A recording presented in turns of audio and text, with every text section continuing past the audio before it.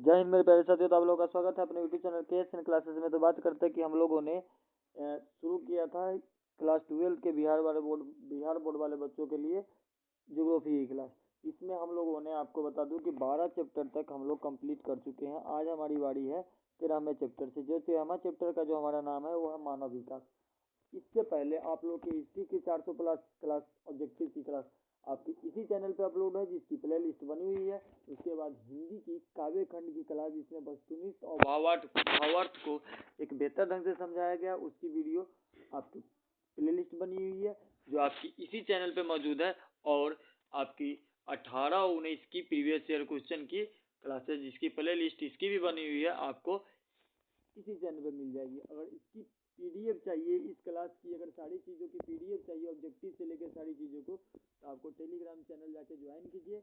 वहाँ पर आपकी सारी क्लास की ऑब्जेक्टिव और क्लास की लिंक सारी की सारी आपको वहाँ पर देखने को मिल जाएगी। तो चलिए शुरू करते हैं आज की क्लास बिना किसी देरी के। तो जैसे कि बात करते हैं कि आज मेरा क्लास का बताया कि चैप्टर का नाम है मानव विकास। क्या नाम है?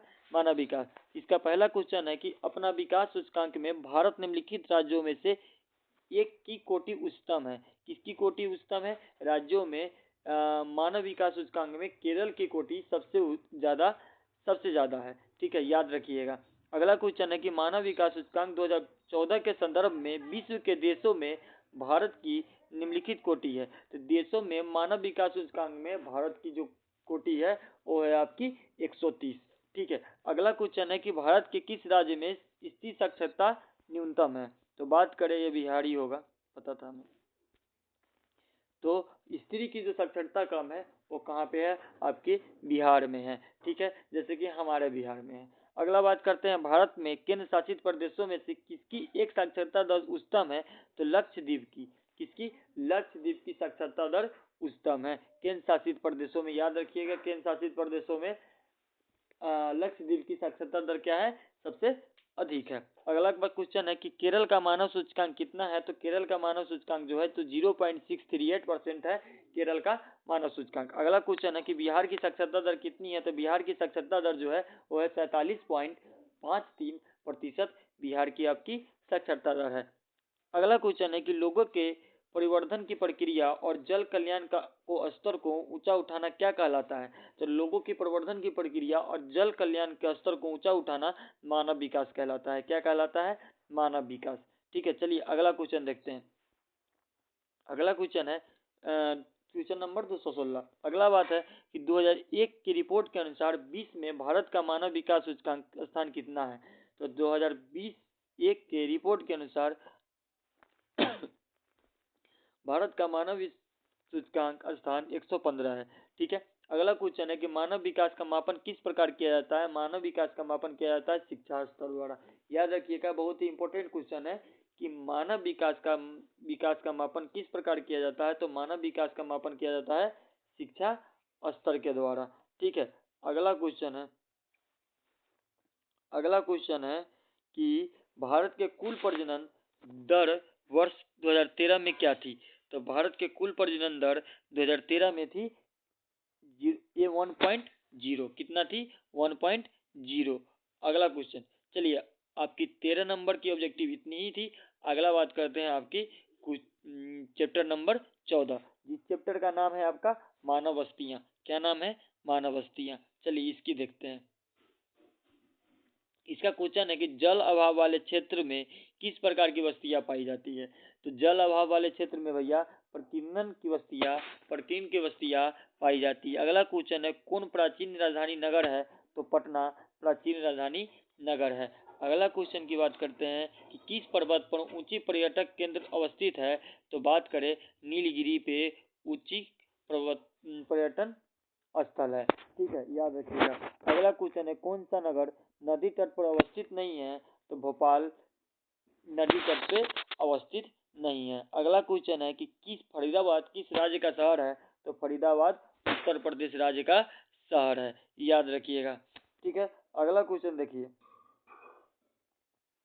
अगला क्वेश्चन है कि कौन सा शहर तमिलनाडु का मैनचेस्टर कहलाता है? तो कोयम्बटूर तमिलनाडु का मैनचेस्टर कहलाता है।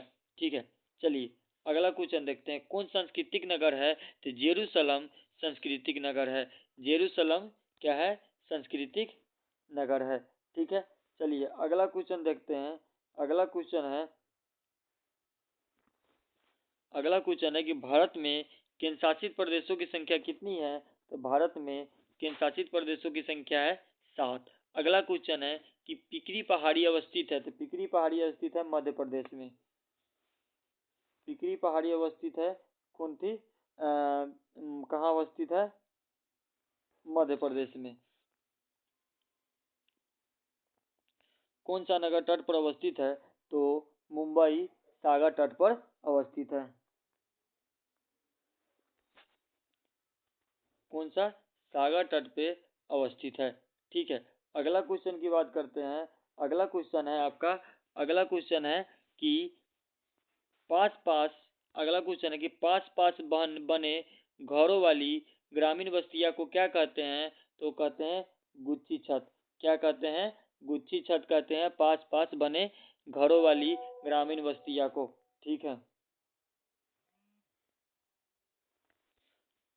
माउंट आबू किस प्रकार का नगर है? तो माउंट आबू पर्यटन नगर है। किस प्रकार का नगर है? पर्यटन नगर है। ठीक है, चलिए अगला क्वेश्चन को देखते हैं। अगला क्वेश्चन है कि समान आकार के घरों को समूह को क्या कहते हैं? तो समान आकार के घरों को समूह को वस्ती कहते हैं। ठीक है, क्या कहते हैं? वस्ती। दूर दूर तक बिखरे कुछ घरों को समूह को क्या कहते हैं? तो दूर दूर तक बिखरे कुछ घरों के समूह को कहते हैं पुरवा। क्या कहते हैं? पुरवा कहते हैं। ठीक है, अगला क्वेश्चन है कि हैदराबाद तथा सिकंदराबाद शहर को कहते हैं। तो हैदराबाद सिकंदराबाद शहर को जुड़वा शहर कहते हैं। कौन सा शहर कहते हैं? जुड़वा शहर कहते हैं। अगला क्वेश्चन है पिलानी नगर संबंध है। तो पिलानी नगर संबंध है शैक्षिक नगर से। किससे? शैक्षिक नगर से। ठीक है, चलिए अगला क्वेश्चन देखते हैं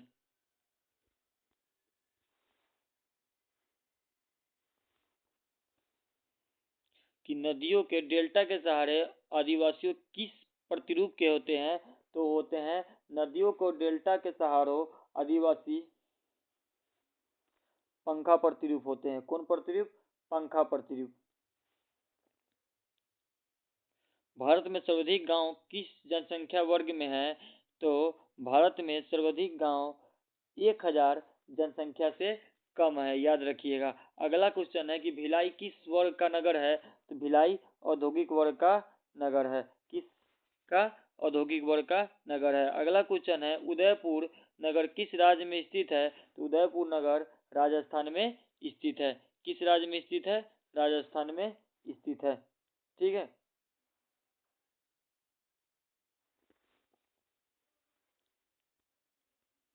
अगला चलिए देखिए 14 चैप्टर तक कंप्लीट कर लिए। अब आगे देखते हैं 15वां चैप्टर। 15वां चैप्टर की कहानी है कि 15वां चैप्टर का नाम है भू संसाधन तथा कृषि। ठीक है, इसके बारे में इसके क्वेश्चनों को हम लोग देखते हैं। अगला क्वेश्चन है कि भारत में उत्पादन में अग्रणी राज्य कौन है? तो उत्तर प्रदेश भारत के उत्पादन में अग्रणी राज्य है, याद रखिएगा। अगला क्वेश्चन, कौन सा भू उपयोग संवर्ग नहीं है? तो गंगा डेल्टा भू उपयोग संवर्ग नहीं है, याद रखिएगा। कौन सा भू उपयोग संवर्ग नहीं है? गंगा डेल्टा। बांसदीप सिंचाई प्रणाली प्रसिद्ध है। तो बांसदीप सिंचाई प्रणाली कहाँ प्रसिद्ध है? मेघालय में, याद रखिए। क्वेश्चन कई बार पूछा गया है कि बांसदीप सिंचाई प्रणाली प्रसिद्ध है मेघालय में। अगला क्वेश्चन, भारत में नीली क्रांति से संबंधित है। तो भारत में नीली क्रांति संबंधित है मत्स्य पालन से। किससे संबंधित है? मत्स्य पालन से। ठीक है, अगला क्वेश्चन है कि भारतीय कृषि की समस्या है। तो भारत में कृषि की जो समस्या है वो विखंडित और अनियमित मानसून। किसका? उत्पादकता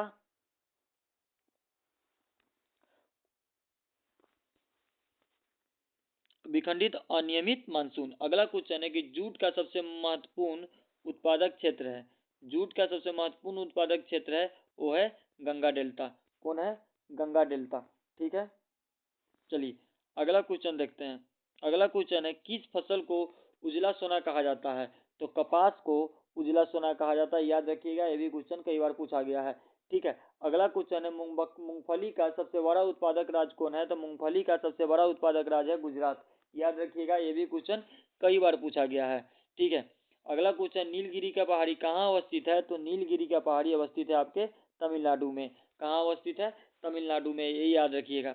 चलिए, अगला क्वेश्चन है कि रबी फसल नहीं है, तो याद रखिएगा चावल एक रबी फसल नहीं है। ठीक है, अगला क्वेश्चन है, बीटल नामक कीड़ा किस फसल के बागान में लगता है? तो बीटल नामक कीड़ा जो लगता है वो कहवा, किस बागान में? कहवा के बागान में लगता है, याद रखिएगा। अगला क्वेश्चन है, भारत का जावा किस क्षेत्र को कहा जाता है? तो भारत का जावा कहा जाता है गोरखपुर को। किसको कहा जाता है? गोरखपुर को। ये भी क्वेश्चन कई बार पूछा गया है, याद रखिएगा। ध्यान में सारे क्वेश्चनों को रखते चलिएगा। इसकी पीडीएफ चाहिए तो कई बार बोल चुका हूँ, टेलीग्राम का लिंक डिस्क्रिप्शन में डाला गया है, वहाँ से जाके आप इसी टेलीग्राम चैनल ज्वाइन करके वहाँ से पीडीएफ ले सकते हैं, तभी वहीं पे आपको दी जाएगी, तो वहाँ पर जाके पीडीएफ आप ले लीजिए। ठीक है, अगला क्वेश्चन है, कपास उत्पादन का सबसे महत्वपूर्ण क्षेत्र है। कपास उत्पादन का जो महत्वपूर्ण क्षेत्र है वह ढक्कन क्षेत्र।